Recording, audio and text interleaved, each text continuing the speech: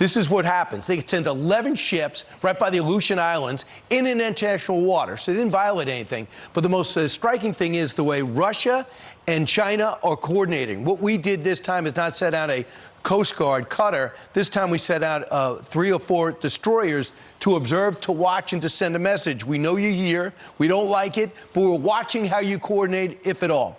One person's been all over the China situation. He's chairperson of the China Select Committee and a Marine veteran himself. Congressman Mike Gallagher chairs the House Select Committee on China and joins us now.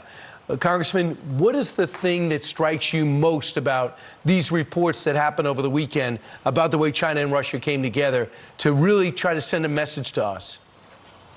Well, if you remember, just weeks before Putin's invasion of Ukraine, Russia and China signed an unprecedented no-limits friendship that featured no forbidden areas of cooperation and a declaration that Taiwan is an inalienable part of China. So I think the obvious thing that stands out is the increasing coordination between these two countries, which historically are strange bedfellows, but now have a shared alliance against America and our allies that's designed to take us down, to undermine American global leadership.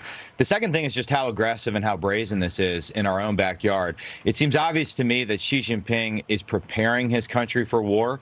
He would prefer to take Taiwan without having to fire a shot or resort to war. Like but he's repeatedly told us he intends to take Taiwan by force if necessary, and he's probing with bayonets. If he finds steel, he'll stop. But if he finds mush, he's going to continue to push. That's how Marxist-Leninist regimes operate. All right. The other thing is important is that their economy's not going great. The Belt and Road program is not popular. Now, Italy's the latest one to go, this is ridiculous. All these African nations are sobering up, too, and hopefully Central and South America will make an effort. So there's a vulnerability there, and they're actually trying to punch above their weight to a degree. That all plays into why your committee was formed and why you've invited the administration to come testify in front of your committee. What has their response been?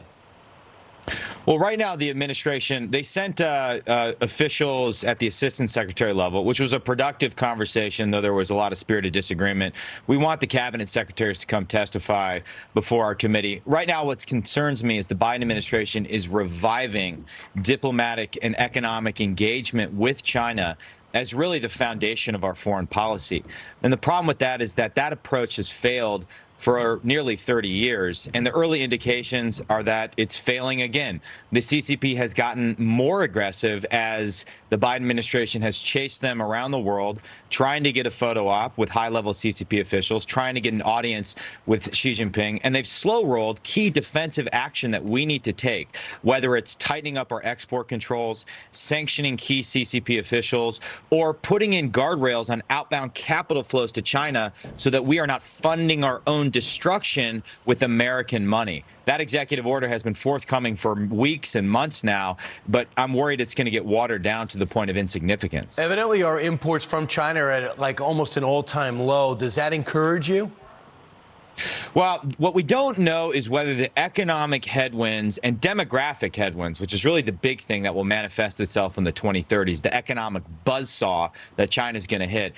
We don't know if that's going to make Xi Jinping more or less aggressive in the near term.